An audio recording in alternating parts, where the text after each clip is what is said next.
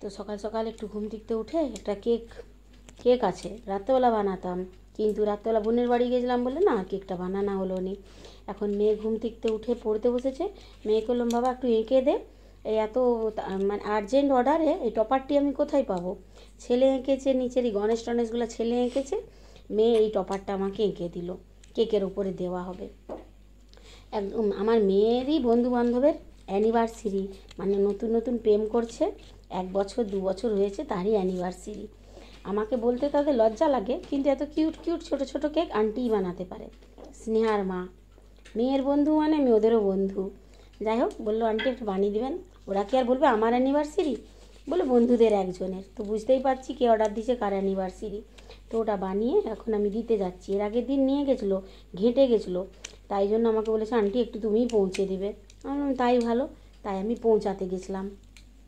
এখন এসে দেখছি পাম্প চলছে না, উপরের রুমে এসেছি, বিরক্ত লাগছে, কারেন্টও চলে গেছে, ফোনে আর একটুখানি চার্জ রয়েছে। দেখা যাক কখন পাম্প ঠিক করা হয়। হ্যালো, রান্নাবান্নার কোনো আমার আজকে ইচ্ছাও নেই আর কিছু না। মেয়ে যে গাছগুলো একটু জল দিচ্ছে, একটুখানি জল আছে, স্নান টানটা হবে কোনো রকমে, বাসন টাসন কিচ্ছু ধোয়া হবে না। দেখি যাই নিচে কি রান্নাবান্না করতে পারি দেখি। ফুলগুলো যেন না উড়ে। এই যে একটু চা খাচ্ছিলাম, আর এই যে দুপুরবেলা একটু শুয়েছিলাম, গোটা হাত পা ছেলে গজনির মতন লিখে দিয়েছে আমার। হ্যাঁ, গজনি বানিয়ে দিয়েছে। আমরা তো দুপুরে ঘুমাচ্ছি, আমি আমার মেয়ে ঘুমাচ্ছি, ছেলে ঘুমায়নি। ছেলে কি করেছে, ওই দুষ্টুমি করেছে। কারেন্ট ছিল নি তো সকাল থেকে, পাম্পও খারাপ হয়ে গেছে কোনো রকমে। এই কাশিস না।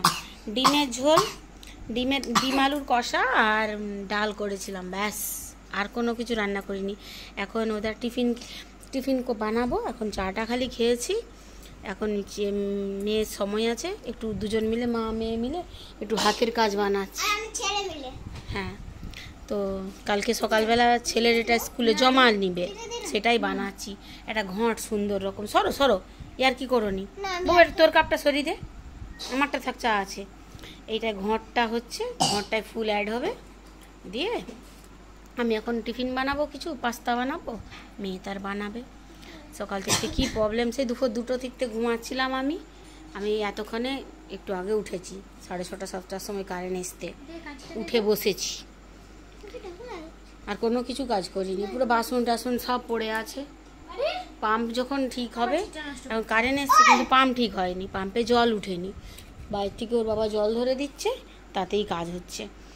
তো আমি অতটুকু জলে বাসন কাসন ধুতে পারবো না, মিস্ত্রি এসে পাম্প বাগাবে, তারপর সব কাজ হবে। এটা বানানো হয়ে গেলে দেখাচ্ছি।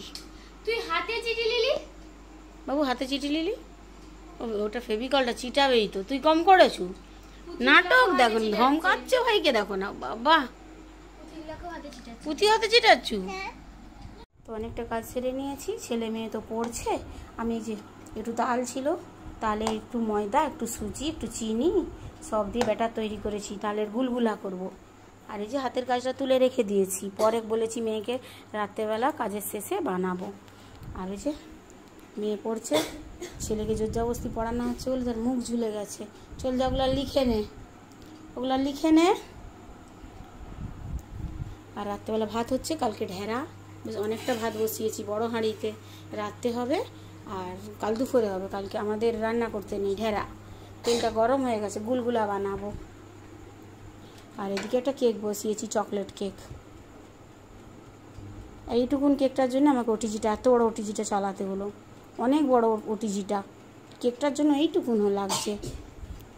কিন্তু এটা আর্জেন্ট আছে, এটা বসালাম, এটা রাত্রেবেলা বানাবো। রাত্রেবেলা কেক বানাবো না ছেলের প্রজেক্টটা বানাবো, দেখি কি করতে পারি।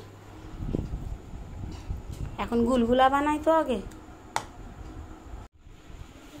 হাতে করে করব না, চামচে করব না, পাইপিং ব্যাগে করে, যে পাইপিং ব্যাগে করে বানাবো। লেগেই গেল।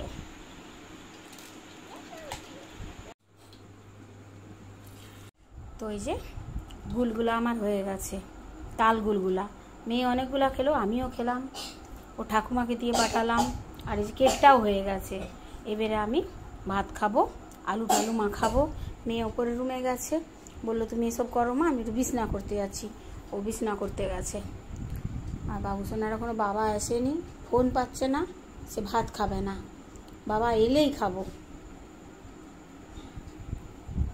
চলুন তাহলে ছোট্ট ব্লগটা যেখানে শেষ করছি, দেখাবো একটা অন্য ব্লগে।